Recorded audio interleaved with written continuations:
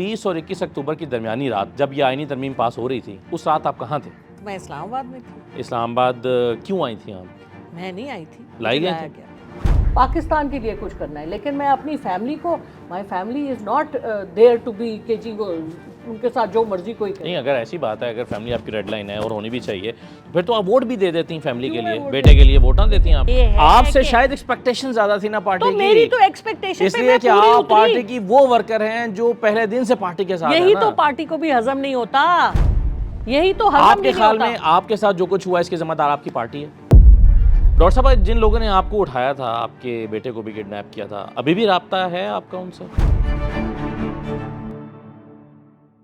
बिस्मिल्लाहिर्रहमानिर्रहीम, अस्सलाम वालेकुम। मैं असदुल्ला खान हूँ। कुछ अर्सा पहले आपको याद होगा कि 26वीं तरमीम पास हुई थी। उस तरमीम से, और ये कंट्रोवर्शियल किस्म की तरमीम थी, और इसके लिए हुकूमत के पास नंबर पूरा नहीं था। उस नंबर पूरा करने के लिए हुकूमत ने बहुत आप जानते हैं कि लोगों के ऊपर दबाव डाला, कुछ को ख़रीदने की कोशिश की, मुबैना तौर पर कुछ लोग ख़रीदे भी गए। आपको ये भी याद होगा कि इस तरमीम के पास होने से पहले एक कैंपेन चली पीटीआई के कुछ लोगों के साथ, तस्वीरें लगा के, जिसमें कहा गया सोल्ड आउट, कैप्शन दिया गया सोल्ड आउट। उन्हीं में से एक डॉक्टर ज़रका भी थी, और हम काफ़ी अरसे से कोशिश कर रहे थे कि डॉक्टर ज़रका से उनकी कहानी सुनें कि असल में हुआ गया था। तो आज डॉक्टर ज़रका तैमूर साहिबा ने हमें वक्त दिया है, और आज हम कोशिश करेंगे कि जाने कि क्या हुआ था उस दिन और कहाँ गायब हो गई थी डॉक्टर साहिबा। डॉक्टर साहिबा, बहुत शुक्रिया आपका, आपने हमें वक्त दिया। सबसे पहले तो ये बताइए, 20 और 21 अक्टूबर की दरमियानी रात जब ये आईनी तरमीम पास हो रही थी, उस रात आप कहाँ थे? 20 और 21 अक्टूबर की दरमियानी रात तो मैं लाहौर थी। लाहौर थी? आईनी तरमीम तो देखें पास हुई है 20 को, सेनेट से 20 को पास जी, हुई है, 21 को शायद, और रात को लेट नेशनल असेंबली से पास जी। हुई। तो 20 तारीख की सुबह के वक्त मैं इस्लामाबाद में थी, और 20 तारीख की रात को मैं लाहौर में थी। जिस वक्त इजलास हो रहा था उस वक्त आप इस्लामाबाद में थी? उस वक्त मैं इस्लामाबाद में इस्लामाबाद क्यों आई थी आप? थी। मैं नहीं आई थी, लाई मुझे गई लाया थी? गया था। आप लाई गई थी वोट देने के लिए? अब वो मुझे लाया गया था इसलिए क्योंकि मेरा बेटा किसी के पास था। जिनके पास मेरा बेटा था, मैंने उनसे कहा कि आप मुझे रख लें, मेरे बेटे को रिलीज़ करते हैं, बिकॉज मेरे बेटे का कोई लेना देना नहीं है। तो क्योंकि मेरा बेटा रिलीज़ नहीं किया गया, तो इसलिए फिर मुझे I had to be there where I was suppose to. But मैंने उनको कैटेगोरिकली बता दिया था कि ना मैं वोट दूंगी, ना मुझे कोई डील चाहिए। इसलिए क्योंकि ना मेरी सारी ज़िंदगी की कमाई मेरी इज़्ज़त है, मैं अपने हाथ से कमाती हूँ रोज़ाना। मैं अमेरिका में भी काम किया हुआ है, दुबई में 10 साल रह के आई हूँ। जिन लोगों ने कहा डॉक्टर ज़रका पैसे लेके क्लिनिक लगा लेंगी दुबई में, उनको बता दें कि मैं दुबई से सब कुछ करके वापस आई हूँ, अपना सब कुछ बेच के आई हूँ। मेरे घर थे वहाँ पे, मेरा बैंक अकाउंट्स थे, मेरा इंग्लैंड में बैंक, सब मैं ख़त्म करके जब मैं पॉलिटिक्स में आई हूँ, तो मैंने उससे पहले सब कुछ ख़त्म कर दिया था। मैं पाकिस्तान वापस आई थी कुछ करने के लिए, एक नीयत लेके, एक इंटेंशन लेके। तो मैं आज भी उसी नीयत और इंटेंशन तो जब सेनेट का इजलास हो रहा था तो आप मैं बिल्डिंग सेनेट में नहीं थी। अच्छा, आप उनसे पूछें जो 6 लोग आपको ये सेनेट तो में पता था ना कि आप तहरीक-ए-इंसाफ कहाँ के थी? थे। ये तो आपको बिल्कुल पता मुझे था ना? पता है मैं कहाँ थी, मैं कोई बेहोश नहीं थी। लेकिन जो लोग नहीं, सेनेट मैंने में, कहा शायद देखिए, आंखों पे पट्टी बांध के ना ले कोई आया हूँ। आंखों पे पट्टी नहीं थी। बात ये है कि जो लोग सेनेट में थे, हमारी पार्टी के 6 लोग थे सेनेट में, उनसे पूछें कि वो 6 थे, क्या मैं थी वहाँ पे? वो लिस्ट निकालें किस किस ने वोट दिया, ये भी बताएं कि किसने वोट दिया, उस साइड वालों ने, इस साइड वालों ने, किस किस ने वोट दिया। बाहर मैंने तो वोट नहीं दिया, ना मैं वहाँ पे थी। तो फिर मेरे ऊपर ये एलिगेशन कहाँ से आई कि मैंने वोट दिया? आप इस दौरान खामोश क्यों नहीं? फिर देखिए, बात सुनिए। आपका वीडियो पैगाम एक 16 तारीख को आता है जिसमें आप कहती हैं कि मैं इमरान खान के साथ खड़ी हूँ, मेरा बेटा मेरे पास नहीं है, मैं मुश्किल में हूँ। फिर उसके बाद आपका अगला जो वीडियो पैगाम आता है वो तरमीम पास हो जाने के बाद आता है, 21 तारीख को। 19 को आपके बारे में कैंपेन चलना शुरू हो गई थी सोल्ड आउट के नाम से। 14 को कैंपेन चलनी नहीं, लेकिन जो सोल्ड आउट के नाम से कैंपेन प्रॉपर चली ना, वो शुरू में तो चले डाउट से, लेकिन जिस दिन तहरीक इंसाफ को भी यकीन हो गया कि भाई आप अब आपका राब्ता मुनक़ता है, आपने उनके साथ डील कर ली है, आप चली गई हैं दूसरे कैंप में। देखिए जी, बात सुनिए। मैं पहले दिन से, देखें, 15 सितंबर को हमें कहा गया कि जब तक काजी फाइज़ ईसा कुर्सी में हैं आप लोगों ने सेनेट नहीं आना। तो 25 अक्टूबर उनकी डेट थी, तो हमें कहा गया, मैंने कहा अच्छा छुट्टी, मेरी स्किन की कॉन्फ्रेंस थी, मैंने कहा मैं जा रही हूँ। तो मैं चली गई मुल्क से बाहर। दिस इज़ एंड ऑफ सितंबर। 30-31 तारीख को मुझे कांटेक्ट किया गया अपनी सेनेट के, अपनी पार्टी के लोगों से कि आप कहाँ हैं। मैंने कहा जी मैं बाहर हूँ। उन्होंने कहा अच्छा आप बाहर ही रहें। मुझे किसी ने नहीं कहा आप पेशावर आएँ, उन्होंने कहा आप बाहर ही रहें, जो हमारे सरकर्दा लीडर्स हैं उनके साथ। उसके बाद जब 8 तारीख को मुझे दोपहर को पता चला कि मेरे क्लिनिक बंद कर दिए गए। मेरे मियाँ ने फ़ोन किया, उन्होंने कहा क्लिनिक बंद हो गए। तो उन्होंने कहा आराम से बैठो, ठीक है। उसी दिन 8 तारीख की रात कोई वहाँ के 9 बजे और यहाँ के रात के 2 बजे मुझे अपने बेटे का फ़ोन आया कि जी मुझे उठा लिया गया है। तो मुझे समझ नहीं आई। बहरहाल फिर मैंने कहा भाई किसने उठाया, कौन है। बहरहाल जब मेरी बात हुई तो मैंने कहा जी आप लोग इसको, आपको मैं चाहिए मैं आ जाती हूँ, मेरे बेटे को छोड़ें। मैंने उस वक्त अपनी लीडरशिप को फ़ोन किया, मैंने उनसे पूछा ये हुआ है, मुझे बताएं क्या करना है। उन्होंने कहा आपके पास कोई ऑप्शन नहीं है, आपको आना पड़ेगा। आपका बच्चा उठाया गया। मैं वापस आई 10 तारीख की सुबह 9:30 बजे मैं वापस आई। पहला काम मैंने अपनी लीडरशिप को किया। ये सब चीज़ें मेरे पास डॉक्यूमेंटेड है मेरे फ़ोन में। मैंने जो शो कॉज का जवाब दिया उसमें मैंने ये सारे तफसीलात लिखी हैं और वो स्क्रीनशॉट्स मेरे पास। तो 9:30 बजे पहुंच के पहले मैंने अपनी लीडरशिप को फ़ोन किया। मैंने उनसे पूछा कि अब मुझे बताएं क्या करना है। उन्होंने कहा कि आपका बेटा है, आपको बाजियाब कराना है। मैंने कहा जी अच्छा, तो वो मुझसे वोट मांगेंगे तो मैं क्या स्ट्रैटेजी इस्तेमाल करूं। लीडरशिप सेनेट की जो लीडरशिप है, यानी आपने मेरी शिबली फराज से आपने रब्ता किया। मेरी उधर तक की रसाई है। तो उन्होंने कहा कि आपने वोट नहीं देना। मैंने कहा जी ठीक है, जो क्या करना है उसके लिए। उन्होंने कहा जी हम आपकी प्रेस कॉन्फ्रेंस करें। मैंने कहा प्लीज़ क्योंकि मेरा बेटा पकड़ा हुआ था। उन्होंने मुझे कहा था कि आपने किसी से बात नहीं करनी, आपने ये नहीं करना। वो तो डरे हुए थे मेरे सारा ख़ानदान। तो उन्होंने कहा कि आपने जो है प्रेस कॉन्फ्रेंस। मैंने कहा जी हाँ मेरा नाम ना लीजिएगा, आप प्रेस कॉन्फ्रेंस करें कि हमारी एक मेंबर के साथ ये सानेहा हुआ है। मेरा ख्याल है कोई प्रेस कॉन्फ्रेंस नहीं। एनीवे, उसके बाद जब अगले दिन उसके बाद के बाद मैंने जिसको भी फ़ोन किया सबके फ़ोन स्विच ऑफ। अपनी लीडरशिप की बात फ़ोन ऑफ थे, फ़ोन स्विच ऑफ, ठीक है। और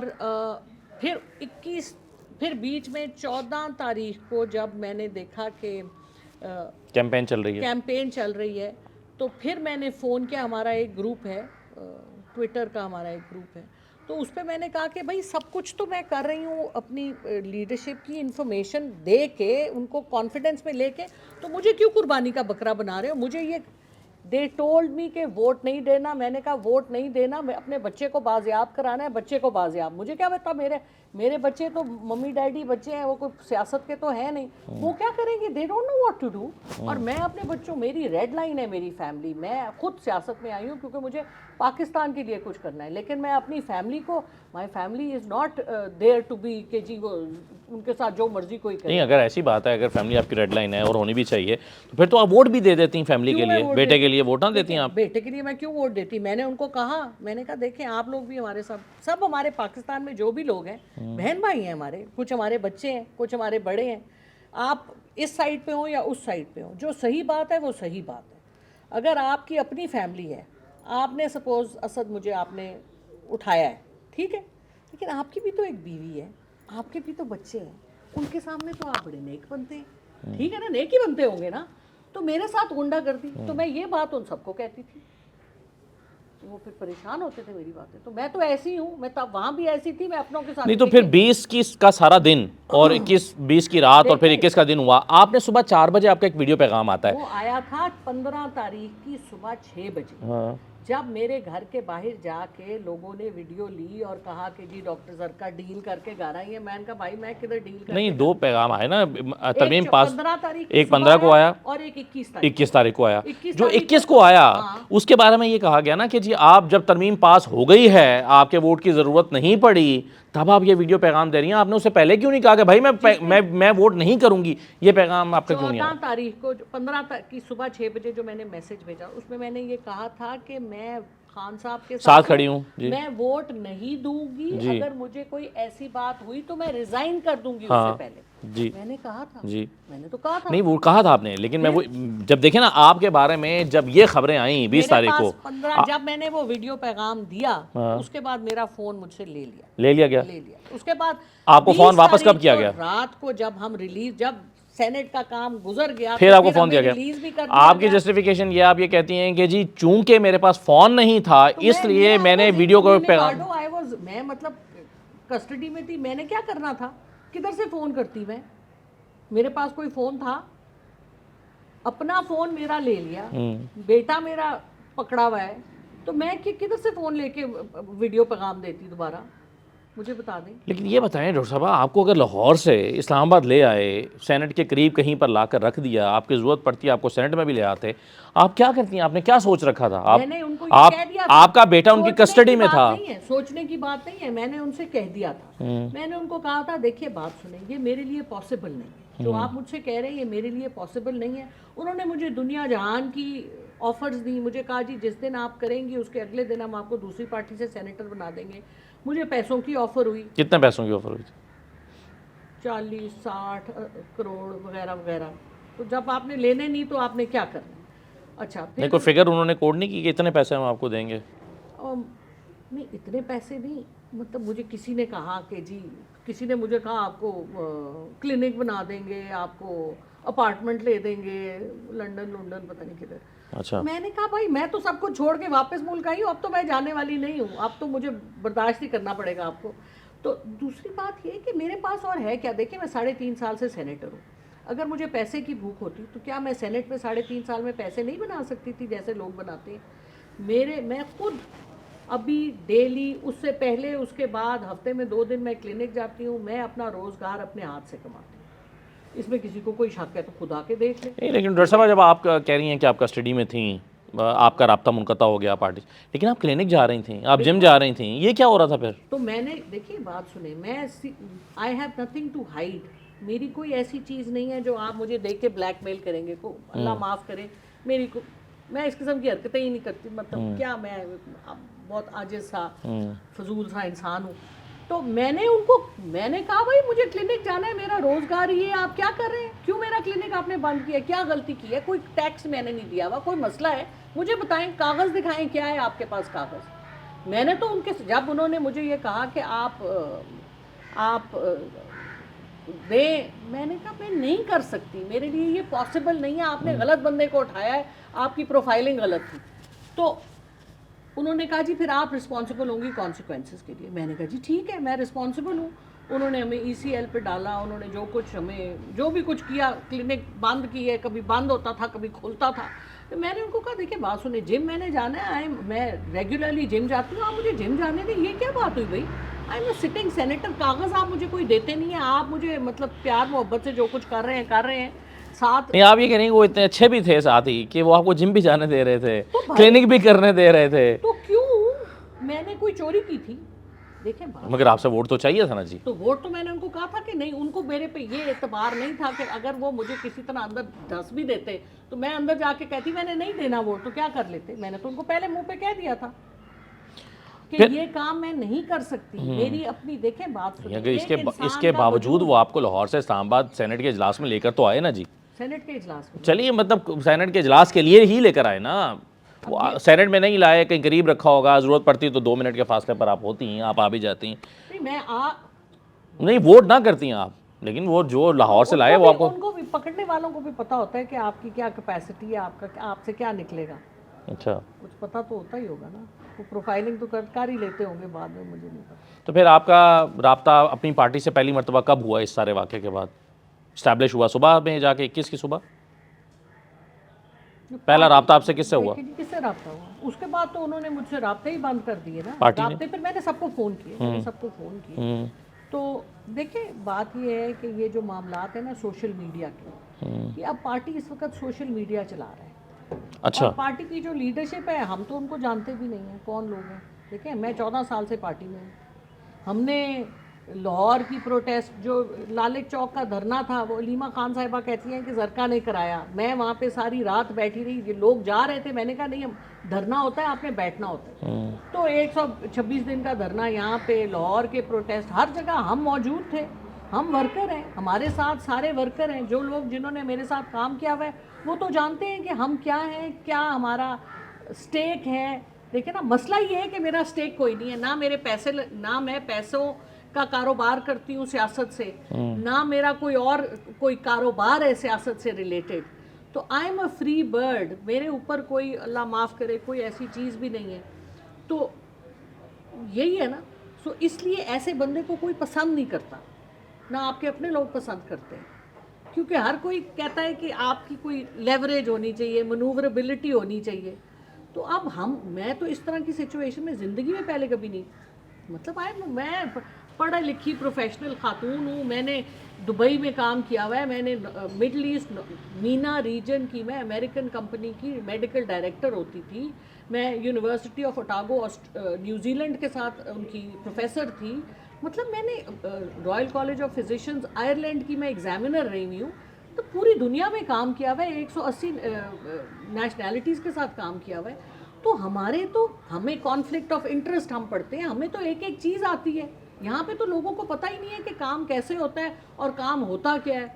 यहाँ पे तो अब मैं क्या बोलूँ, आपको भी पता है, मुझे भी पता है। मैं तो कहती हूँ सुतेला मुल्क है जिसको लोग चला रहे हैं। यहाँ पे अपना मुल्क होता तो ऐसे ना चलता जिस तरह चला रहे हैं हमारे लोग, लेकिन अब स्पेस नहीं है ना यहाँ पे। लेकिन हम जैसे लोग, जब तक हम जैसे लोग जितना मर्जी आप धब्बे डाल दें, कालक डाल दें, जो आपने डालना है डाल दें, लेकिन सच हमेशा ट्रायम्फ करेगा। आपकी पार्टी ने आप पे डाउट किया 20 और 21 तारीख को, उससे पहले डाउट, उससे पहले भी किया, लेकिन 20 और 21 और तारीख को तो उन्हें सोशल यकीन हो गया। मीडिया, देखिए जब उनसे कहा गया 20 और 21 तारीख को, एक गुजारिश ये कि मैंने उसको जो छोटा मोटा स्टडी किया है, मुझे ये समझ आई है कि शहबाज गिल साहब ने सबसे पहले जो है ना अमेरिका में बैठ के उन्होंने कहा कि मुझे कंफर्म हो गया है 14, 15, 16 आपका और एक और सेनेटर थे फैसल, वो मुझे खबर, भाई क्या कंफर्म हुआ है?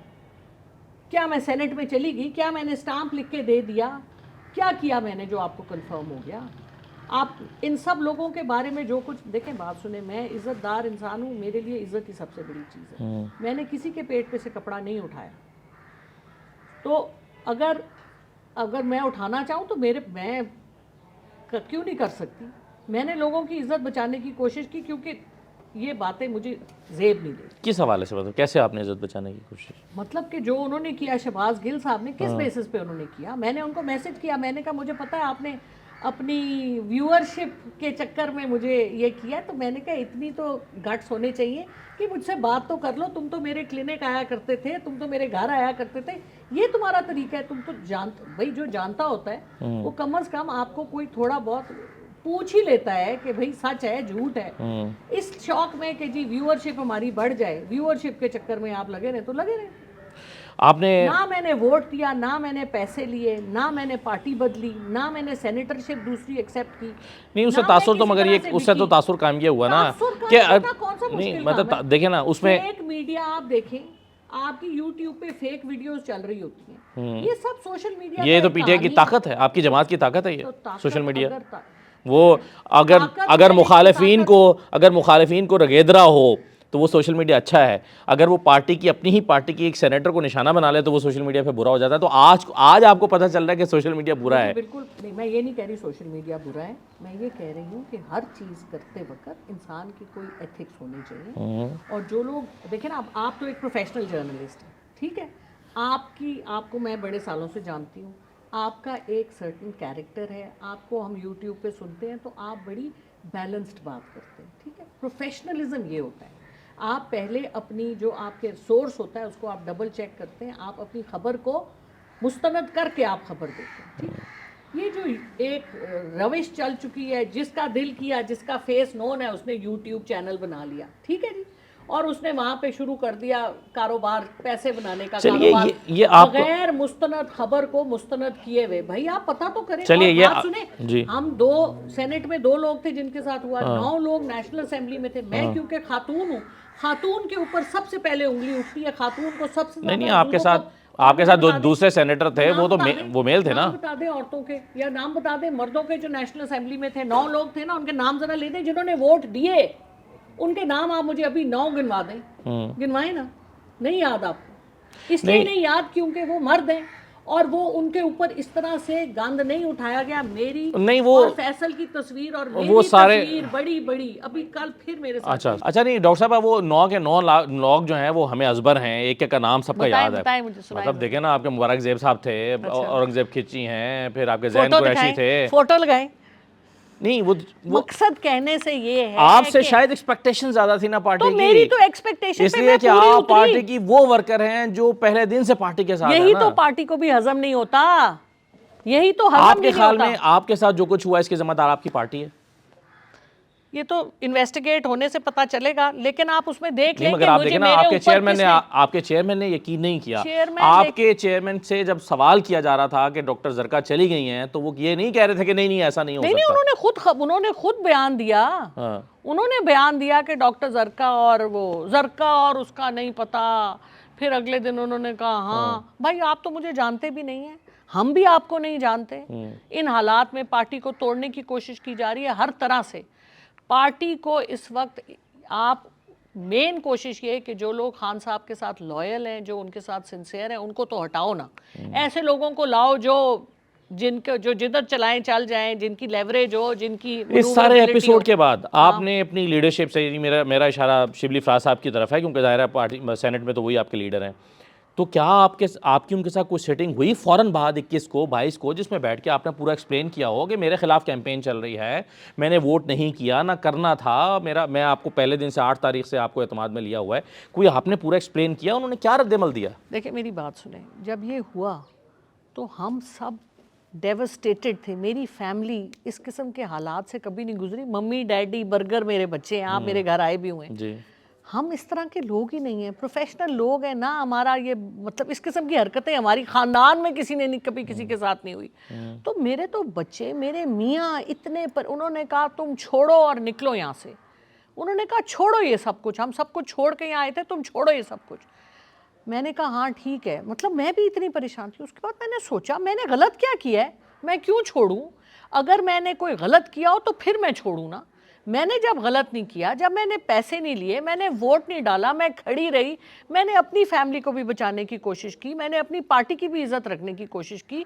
मेरे साथ जो हुआ है वो तो ये एक डिफ्लेक्ट करने के लिए, जो लीडरशिप पे जो उंगलियां उठ रही थी कि ये खान साहब की रिहाई के लिए कुछ नहीं कर रहे, और मुझे बता दें आज क्या कर रहे हैं, ये मुझे बता दें आज क्या कर रहे हैं। कितनी डेमोन्स्ट्रेशंस निकालते हैं पीसफुल अडियाला जेल में। हमने तो वॉलंटियर किया था, हफ्ते में एक दफ़ा हम अडियाला जेल जाएं, एक 4-5 लोग ही जाएं, एक रेगुलर पीसफुल डेमोन्स्ट्रेशन करें। भाई कुछ तो करो, क्या कर रहे हैं हमें? सो आप ये कह रही हैं कि आप कह रही हैं कि आप उस वक्त डिफ्लेक्ट हो गए ना, कंफ्यूजन का शिकार थी, आप सोच रही थी अब मैं क्या करूं, और आपने फिर अपनी पार्टी से रब्ता नहीं किया? नहीं, मैंने पार्टी से बिल्कुल रब्ता, मैंने एक एक को फ़ोन किया, एक को फ़ोन किया मैंने। क्या रद्दमल था? अभी आप सब्र करें, अभी आप ठहर जाएं, ठीक हो जाएगा, अभी आप ठहर जाएं। लेकिन उसके आप दूसरी बात ये देखें कि मेरी फैमिली में क्या हो रहा था। पहले देखें पार्टी, पहले मैं माँ हूँ, मेरे 3 बच्चे हैं और मेरे एक मियाँ हैं, मेरी बहन भाई हैं, मेरा ख़ानदान है, इज़्ज़तदार लोग हैं। मैं अपने सारे ख़ानदान को तो अपनी साथ नहीं डबो, ये मेरा शौक़ है, मैं अपने शौक़ से निकलती हूँ। मैं बाकी लोगों को तो सूली पे नहीं चढ़ा सकती ना। इसके लिए मुझे अपने बच्चों को देखना था। मेरे बच्चे जो 2 हफ्ते कस्टडी में रहा, वो उसकी मेंटल हेल्थ मुझे देखनी थी। दूसरा जो घर पे थे 2, जो मेरा एक स्पेशल बच्चा है, उसने सबको मैसेज किया, उसको हमने कहा, मेरे मियाँ ने कहा किसी को नहीं बताना, उसने सबको मैसेज किया my brother has been kidnapped. अब आप देखें, तो मुझे अपनी फैमिली को देखना था। ये 2.5-3 महीने मैं किस कर्ब से, आज भी किस कर्ब से गुजर रही हूँ। मुझे अपने दोनों बच्चों को, जो मेरे बालिग बच्चे हैं, मुझे उन दोनों को बाहर भेजना पड़ा, बिकॉज मेरे पास कोई सिक्योरिटी नहीं है कि उनके साथ यहाँ पे कल क्या होगा। 26वीं तरमीम के बाद 27वीं भी तो आ रही थी, वो तो उसके हफ्ते 10 दिन के बाद ही आ रही थी। वो तो फिर अच्छा हुआ, आपको लगा कि फिर दोबारा से ये इस प्रोसेस से गुजरना पड़ेगा। और मैं अपने घर में ना दिन का चैन ना रात की नींद, तो क्या करती फिर। मैंने कहा कि भाई इनको निकाला उनको, उनके पाकिस्तानी पासपोर्ट है। हम 12-13 साल बाहर रहे हैं, मेरे बच्चे दोनों अमेरिका से पढ़े हैं। मैंने कभी ये नहीं पसंद किया कि उनका पासपोर्ट बदले। मैंने कहा पाकिस्तानी रहे, करना होगा तो खुद करेंगे। मैं ये गलत रहा है वैसे। अब तो वो बालिग है ना, तो अब वो जो चाहेंगे वो करेंगे। एक तो कहता है कि मैं ऐसे मुल्क जाऊंगा जहां मुझे नेशनैलिटी मिल जाए, ये नहीं चाहिए। अब आप सोचें, हम तो मुहिब्बे वतन है, हमारे माँ बाप ने हमें इस तरह हमारी परवरिश की। मेरे वालिद, मेरे दोनों वालिदैन महाजर होके आए थे। डॉक्टर साहब कि आपको एक ऐसी डिफेंसिव पोजीशन में डाल दिया गया जहां आपको वजाहतें देना पड़ रही हैं, कोई ये नहीं पूछ रहा कि आपको इस सिचुएशन में डाला क्यों गया। मतलब आपसे क्यों अप्रोच किया गया, आपको क्यों उठाया गया, बेटे को क्यों ले जाया गया, आपको 19 सेनेटर अगर हैं फर्ज हम। कीजिए कि मुझे बताएं, बाकियों के बच्चे नहीं हैं, मुझे क्यों उठाया गया? उन्हें मेरा लगता तो होगा शायद कि आप नहीं, शायद मान नहीं जाएंगी, नहीं, मैं मान उन्हें जाऊंगी, लगता मेरा तो होगा कोई कांटेक्ट नहीं था उनके साथ। अब आपको भी पता है कि किस किस का कांटेक्ट है, पता है ना, सबको पता होता है, चीजें छुपी हुई नहीं होती। मैं तो I have never been in touch आपको विद कहाँ रखा एनीबॉडी। गया था कस्टडी में, आपको मतलब बेटे अब को अब अलग सारी रखा गया? बातें मैं बता दूं तो मैं कल मेरी दोबारा से पेशी हो जाए, खुदा का खौफ करें। मतलब आपको लेकिन आपके घर से ले जाके कहीं और रखा गया तो और क्या, और बेटे से अलग रखा गया, बेटे को कहीं और रखा गया था? शुरू में कुछ दिनों के लिए इकट्ठे भी थे, फिर दोबारा से अलग हो गए थे। और ये पूरा 2 हफ्ते चला तकरीबन? मतलब वो 2 हफ्ते तक कस्टडी में था, मैं कोई समझे आप 10 तारीख जिस दिन मैं आई हूँ, 10 से लेकर 20 तक 10 दिन। 10 दिन।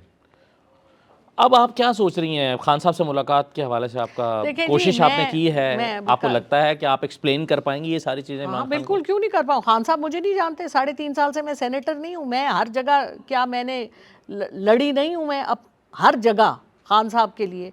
क्या मैं 14 साल से पार्टी में नहीं हूँ? मेरा कोई ट्रैक रिकॉर्ड नहीं है, मेरे ऊपर ये पहली दफ़ा अटैक नहीं हुआ, पहले भी हुआ था। मैं प्रेसिडेंट लाहौर होती थी, सरवर साहब गवर्नर होते थे, उन्होंने कहा कि उन्होंने मुझ पे अटैक किया कि ये जी इसने साइबर क्राइम की है, फलां को आप जाएं जी FIA के दफ्तर जाएं। वो तब भी मुझे कोई पता नहीं था मैंने क्या किया, मैं तो इतना मसरूफ़ आदमी हूँ, मेरे पास तो सोशल मीडिया पे जाने का टाइम नहीं है। तो वो भी 3 महीने कुरान की कस्में, FIA के दफ्तर, ये सब एक झूठा बहतान तब भी लगाया गया था, उससे भी अल्लाह के करम से, मतलब जाहिर है झूठा था तो, और ये भी झूठा है, इससे भी मैं निकलूंगी। क्योंकि देखिए, लगाने वाले क्यों नहीं सामने आके बोलते? जिन्होंने मुझ पे इल्ज़ाम लगाया वो मुझसे मिलते क्यों नहीं हैं? मैंने कहा आप मेरी, अब शो कॉज का मैंने जवाब दिया, मुझे क्यों नहीं बुलाते, क्यों नहीं उसको आंसर देते, क्यों नहीं मुझे पार्टी के आगे मुझे आपने शो सवाल कॉज का जो करते? जवाब दिया है, हाँ, उसका कोई जवाब पार्टी की तरफ से नहीं आया कोई जवाब नहीं आया कि भाई हम आपकी एक्सप्लेनेशन को एक्सेप्ट करते हैं या रिजेक्ट करते हैं? ना, कोई रद्द-ए-अमल ही कुछ नहीं नहीं है। आया। मैंने उसमें लिखा, मैंने कहा देखो खान साहब ने मुझे ये, मैं PTI के साथ पॉलिटिक्स में आई हूँ, मेरे पास किसी और पार्टी में जाने की गुंजाइश नहीं है। अगर मैंने छोड़ी तो फिर मैं सियासत छोड़ूंगी, और अगर मुझे खान साहब कहेंगे उन्होंने मुझे ये सीट दी है, उनकी अमानत है, तो मुझे कोई प्रॉब्लम नहीं है, मैं रिज़ाइन कर दूंगी। और जब मैं रिज़ाइन करूंगी तो नून लीग की कोई सेनेटर आएगी, PTI की नहीं आएगी। खान साहब मुझे कहें तो मैं कल रिज़ाइन कर आपकी दूंगी। एक खातून हुआ करती थी वजिया कमर साहिबा, जब तहरीक अदम एतमाद आ रही थी, उन्होंने कैंप चेंज किया, फिर वो दोबारा बड़े MNA, लोग हैं, बड़े फिर लोग हैं। MNA बन गई, फिर अब जो है वो उनको आप सुन रहे थे कि उनका नाम कंसिडर हो रहा है मिनिस्टरशिप के लिए भी, बहुत कि अच्छी बात है वो। तो आपको इस तरह की आपने नहीं सोचा कि आपका देखिए एक जी, पूरा मैं इस किस्म का इंसान नहीं हूँ, मुझे अल्लाह की दी हुई बड़ी इज्जत, हाथों से कमा सकती हूँ, मेरे पास बड़े काम है करने को, मैं सैरें करूँ दुनिया की, मुझे क्या ज़रूरत है इधर बैठ के अपना वक्त ज़ाया करूँ? इज्जत के साथ होगा जो कुछ होगा या नहीं होगा। आपको अपनी पार्टी में शिकवा शिबली फराज से है, बैरिस्टर गौहर से है, उमर अयूब से है, इन तीनों में से किससे सबसे ज़्यादा शिकवा है? देखिए जी, मैं 2-2.5 महीने इसलिए लगा के वापस आई हूँ कि मैंने पहले अपने दिल में सोचा, मुझे बहुत तकलीफ़ अभी भी है, लेकिन मैंने कहा मैं गुस्से में नहीं जाना चाहती वापस। मैंने अपना गुस्सा ठंडा करके मैंने अपने दिल में कहा कि जिसने मेरे साथ ये मुझे टारगेट किया है, जिसने मेरे साथ बुरी नीयत से कुछ किया है, मैं पहले उनको माफ़ करूँगी। मैंने उनको माफ़ कर दिया। ये और बात है कि मुझे भूलेगी नहीं बात, लेकिन माफ़ मैंने कर दिया है। क्योंकि देखिए, हर आदमी अपनी अपनी खसलत से मजबूर होता है। किसी ने मेरे साथ बुरा किया तो ये उसकी खसलत थी, और मैं जो गलत काम करूँगी तो वो मेरी खसलत है। अगर मैंने सब ही करते तो, और उसका हिसाब हम, इन्नमल आमाल बिन्नियात, हमारा ईमान है कि आपकी नीयत, आमाल का दारोमदार नीयत पे है। तो जो जिसकी नीयत है नज़र नहीं आती, लेकिन पता तो होता है ना। खान तो साहब से इसलिए मुलाकात की कोशिश आपने की है? जारी है कोशिश। कौन मतलब आप की पार्टी लीडरशिप मिलवा सकती है? कौन मिलवाएगा? कहाँ कोशिश कर रही हैं आप? हम तो देखें, मैं 2 दफ़ा पहले खान साहब से मिली हूँ जाके अडयाला में। जी। मिलवाने वाला तो रब की ज़ात के अलावा कोई नहीं होता। पिटिशन लेके जाते हैं, 8-8 घंटे वहाँ बैठते हैं, फिर मुलाकात हो जाती है, सलाम कर लेते हैं, वापस आ जाते आपके ख्याल में खान साहब का पहला रद्दमल क्या होगा आपसे मुलाकात करने के बाद? खान साहब खान साहब को मैंने कभी भी उनकी देखें, जो उनकी जो बड़ी क्वालिटीज़ हैं, उनमें एक बहुत बड़ी क्वालिटी उनकी मैग्नानिमिटी है, और वो जानते हैं। ये आपका ख्याल है पहली दफ़ा हो रहा है ये? बहुत दफ़ा पहले हुआ है, एक दफ़ा पहले भी, 2 दफ़ा 3 दफ़ा पहले हो चुके हैं ये सब काम। क्योंकि मैं लोगों के हज़म नहीं ना होती, तो मैं बोल देती हूँ जो होता है, तो बस वो हज़म कैसे होगा, वो कहते हैं। और मैंने भी ये तहैया किया हुआ है, मैं वही निवाला हूँ जो गले में फंसा रहेगा, ना बाहर आएगा ना अंदर जाएगा। क्योंकि इस मुल्क में चेंज कैसे आएगा जब तक हम वो बात नहीं करेंगे जो सच है, और सच कड़वा ही होता है। तो ठीक है, अब मेरे साथ हो गया कड़वा, तो मैं इसको डिफेंड करूंगी, मैं इसके लिए लड़ूंगी जितना लड़ सकती हूँ, तहजीब के दायरे में रह के, पार्टी की इज़्ज़त रख के, अपनों की, सबकी इज़्ज़त रख के। मेरी कोशिश ये होगी कि मैं अपने आप को, आपको कहीं ये लगता है कि अगर आपकी पार्टी इस तरह का रवैया इख्तियार न करती जो 20-21 को या उससे पहले 2-4 दिन उससे पहले पहले उन्होंने 14 किया, तारीख से, 14 से, तो आपको सियासी तौर पर इतना आप डैमेज ना होती? मेरा ख्याल है जी बहुत से मुहर्रिकात, मैं सारा ब्लेम पार्टी पे नहीं डालूंगी। मेरा ख्याल है जो आउटसाइड फोर्सेस हैं, मतलब हुकूमत जो है, हुकूमत के पास भी तो सोशल मीडिया है, उनके पास भी सारे, देखे ना, सब लोग रले मिले ही होते हैं। वो अंदर की भी बातें होती हैं, हमें तो सब कुछ नहीं पता होता ना। तो इसमें बहुत से मुहर्रिकात होंगे, उनका भी फ़ायदा हुआ, उनको भी एक चीखने वाली कम मिल गई जो सेनेट में उनका हिसाब लेती थी। क्या लीडर ऑफ द ऑपोजिशन, तो क्या लॉ मिनिस्टर, तो क्या बाकी सारे मिनिस्टर्स। जब मैं मीटिंग में, सेनेट में डरते हैं मुझसे लोग, क्योंकि उनको पता है कि ये बोलेगी। डॉक्टर साहब, जिन लोगों ने आपको उठाया था, आपके बेटे को भी किडनैप किया था, अभी भी राब्ता है आपका उनसे? मतलब ये कि जिन्होंने उठाया था वो हेलो हाय करते हैं, डॉक्टर हेलो साहबा हाय नहीं कैसी हैं? करते, ऐसे कोशिश उन्होंने बड़ा कुछ करने की, मतलब देखिए जी, वो मैं बड़ी थैंकफुल हैं या नाराज़ हैं? थैंकफुल ही होना चाहिए ना, नाराज क्यों होना चाहिए मुझसे? मेरा मतलब है सब लोगों के यहाँ साथ। मानी तो नहीं थी ना वोट देने मानी के तो लिए, नहीं, तो मैंने तो नाराज़ उनको होना क्लियरली, चाहिए। देखें, मैंने उनको, मैं प्यार से भी आपको बात समझा सकती हूँ। मैं जब मेरे साथ लोग ऊंची बात करते हैं तो मैं उनको कहती हूँ आप आहिस्ता बात करें, कोई ऐसी बात नहीं है, जो बात है वो है। आपको जो मेरी मतलब, आप किसी की पर्सनालिटी को तो ख़त्म नहीं कर सकते ना। आप मेरे किरदार, जो मैं, मेरा आई एम, मतलब जिस उम्र पे मैं पहुंची हूँ, मेरा कोई किरदार बना है इस उम्र में, आप एक दफ़ा में आके मेरा किरदार ख़त्म कर देंगे, ये तो नहीं हो सकता ना। जो आदमी जो आपके साथ जो जाएगा उसका किरदार पहले दिन से वैसा होगा। मतलब आप अपनी पर्सनैलिटी के अगेंस्ट नहीं जा सकते, जाते हैं तो फिर आप टूट जाते हैं। अगर मैं अपनी पर्सनैलिटी के अगेंस्ट काम करूंगी तो मैं टूट जाऊंगी, उसके बाद मैं आपके साथ इस तरह बात नहीं कर सकती। एक टूटा हुआ इंसान, या तो मेरी वैल्यूज़ ही वो हो ना, मतलब ये मेरी पर्सनैलिटी के साथ ये वाला काम जा नहीं सकता, गया नहीं है, हो ही नहीं सकता। कोई ऐसी बात जो शिबली फराज साहब को आप कहना चाहती हैं और अभी तक आप कह नहीं पाई उनको?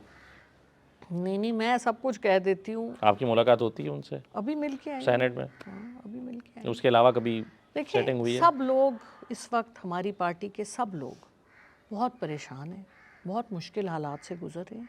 हर एक को थोड़ा आपको स्पेस देनी चाहिए, ठीक।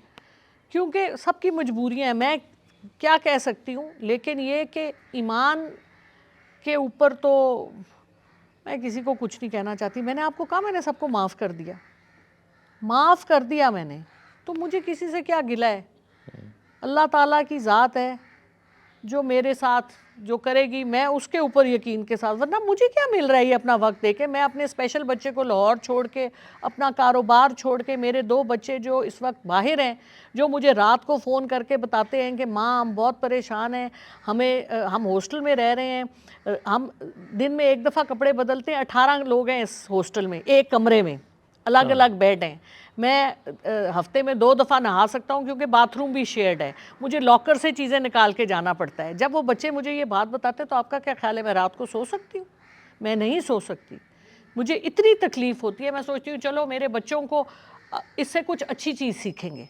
यहाँ पे आसाइश में थे, आराम में थे, दुनिया में गए हैं तो हम अभी तक धक्के खा रहे हैं। कौन तो चलो, जिम्मेदार है इसका? हैं? कौन जिम्मेदार है डॉक्टर साहब?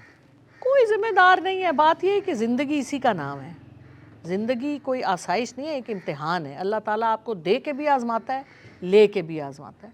तो एक आजमाइश है, आप उससे बहादुरी से मुकाबला करें तो आप जीत गए।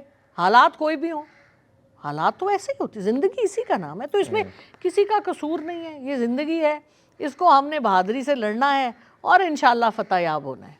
बहुत शुक्रिया डॉक्टर साहब, आपका बहुत शुक्रिया, आपने वक्त दिया। डॉक्टर ज़रका की कहानी आपने सुनी है, पूरा उन्होंने एक्सप्लेन करने की कोशिश की है कि 8 तारीख से लेकर और फिर 14 के बाद जो एक एपिसोड शुरू हुआ, और आखिर जो सबसे बड़ा शिकवा मैं समझता हूँ कि व्यूअर का, पार्टी के लोगों का और हमारे जो देखने वाले हैं उनका भी, जो कमेंट भी करते हैं, उनका सबसे बड़ा शिकवा ये रहा है कि डॉक्टर साहबा ने वो वीडियो पैगाम जो 21 की सुबह को जारी किया, वो पहले जारी क्यों नहीं किया। वो पहले कहती कि मैं वोट नहीं करूँगी, उसका जवाब उनके पास ये है कि भाई मेरे पास फ़ोन मौजूद नहीं था और मैं कस्टडी में थी। तो ऐसे में कोई वीडियो पैगाम कैसे जारी किया जा सकता था? तभी किया जा सकता था जब उनके पास उनका फ़ोन वापस आया और उनका राब्ता बहाल हुआ बाहर की दुनिया से। तो ये एक्सप्लेनेशन है। आप बताइए, आप इस सारी गुफ्तगू के बाद क्या राय रखते हैं और क्या आपका रद्द अमल है? इजाज़त दीजिए, अल्लाह हाफ़िज़।